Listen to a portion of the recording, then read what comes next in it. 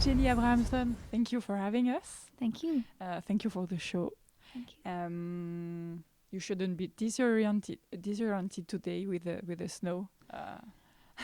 Yeah, we were a bit surprised, I must say. We saw the temperature lowering. It's like, okay, now it's 5, now it's 4, now it's 3.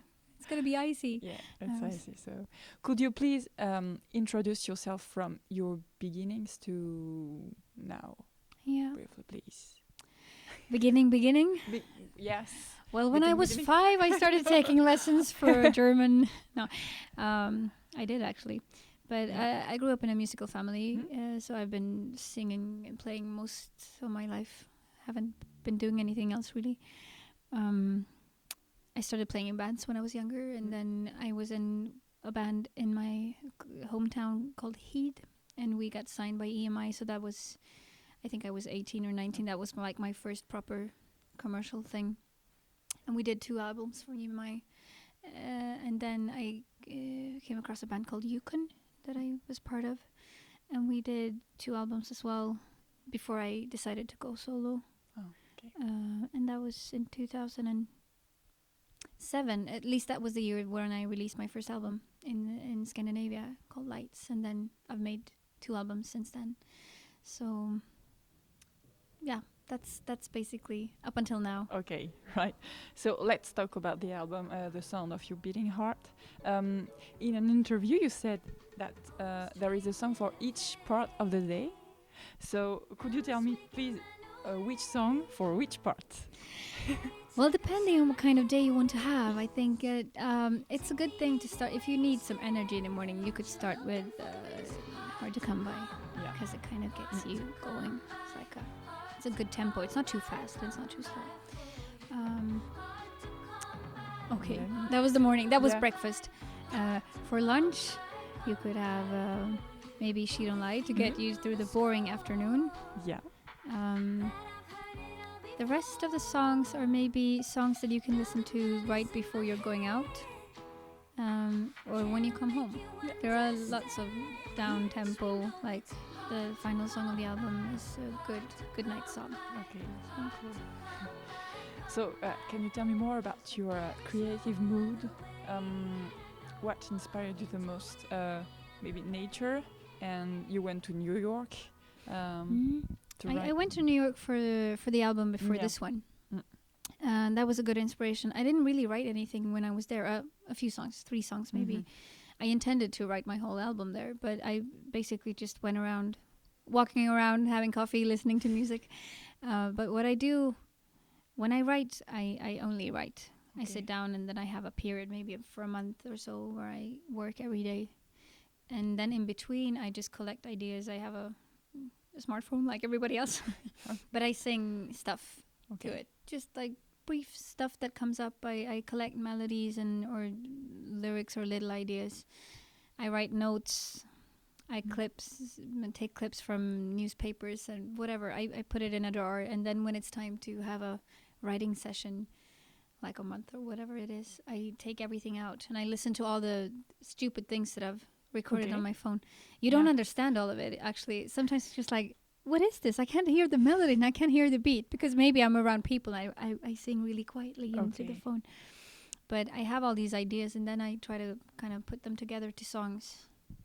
But what inspires me the most is usually being around trees. Yeah. Because I grew up in the woods, up in northern Sweden. So being around nature and then reading a lot. I read a lot of books. Okay. Literature is inspiring. Okay. So you already. Well, that was my question, but so there is a well-defined working process. You listen, and that's what you say, and you record on your cell phone. Yeah, I did for this last album, The Sound of Your Beating Heart. I sat down by the piano. I took out all the instruments that I have, all guitars and all the keyboards and my flutes and everything, and I built a little corner for myself. And I sat there and basically played. Okay. Both played music and played like as in a child's play, and wrote the songs. And then I recorded them. I have a 4-track recorded on my phone, and I recorded like 4 tracks dumped them into 2 tracks and then recorded some more. So I actually did a full version of the song on the phone before doing a proper demo and showing it to the guys, and we rehearsed it and recorded for real. But it was like part of cheating myself into, this is not so serious. I'm just doing it on my phone. It's just for fun. Okay. So it's more like a child's play, and then step by step making it more serious. More serious, all right. So, but I also had this idea that if the song works on the phone with me just kind of clapping on the knee and playing a bass on the piano and singing a bit, if it works like that, it would obviously work in a bigger format as well. All right. So it's all together. You don't write your lyrics first and the music later? Actually, at the same time. Okay, usually at the same time. Okay, right. There's only a few songs where I've actually written lyrics first and music later, or the other way around. But that's like 3 songs maybe. All right. Okay. Usually at the same time. Why did I found that the song "She Don't Lie" could come from the pop from the 80s. Yeah. In the middle of the other songs. Yeah. It sounds differently. Yeah, it's a bit. Yeah. I think that song came out from a very playful moment when I just needed to. I have this thesis that when I write, I try not to. I try to finish every idea. Mm-hmm. So I don't block myself, because if you start like writing half a song and it's not good enough and you throw it away, you will never get to something. It's better to just write the fucking song, and then if you don't want to use it, don't use it, but not to block myself. So I think this song was the kind of ridiculous one that I could have thrown it away, but we had so much fun recording it in the studio, so it ended up on the album.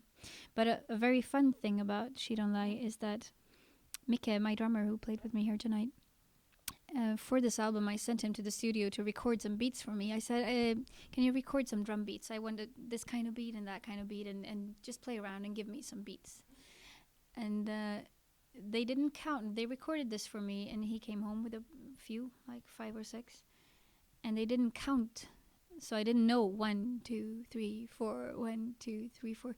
And I kind of got it wrong. So when I try to cut it into something that I could use, I try to cut like to even bars. I got the wrong 1. So the beat for them, when they heard the song that I made, they didn't understand it at all. First, they said, "What have you done with the beat? It's completely wrong." But I said, "Well, you didn't count, so I didn't understand it." So the beat was completely different. So they laughed so much at me. It's like, you can't do this. But then it gave the song something completely different.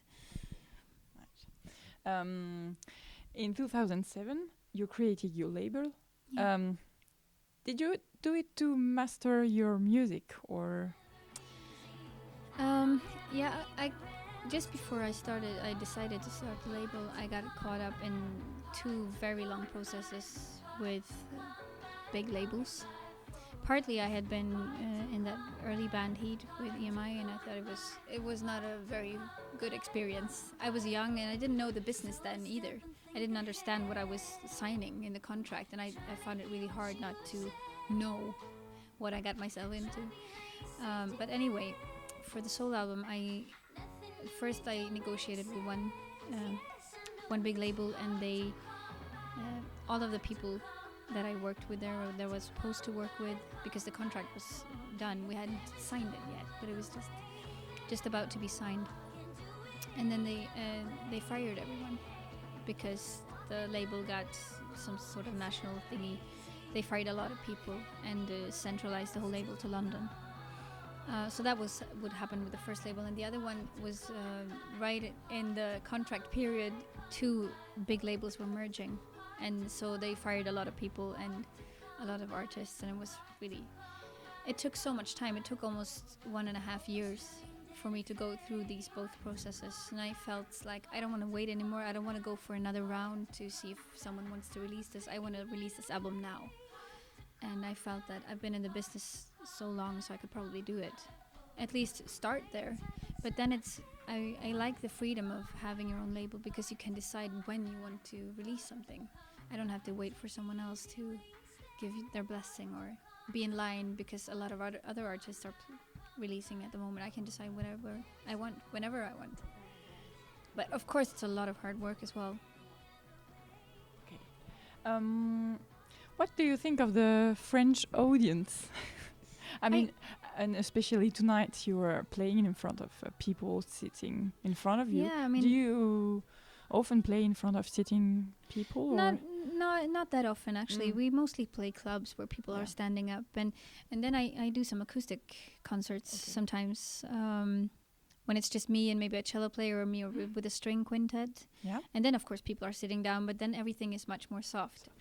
So, but I have a fun story from the first time I played in Paris. I hadn't released anything in France, but I was part of a Swedish festival that's being held by the Swedish Institute in Paris.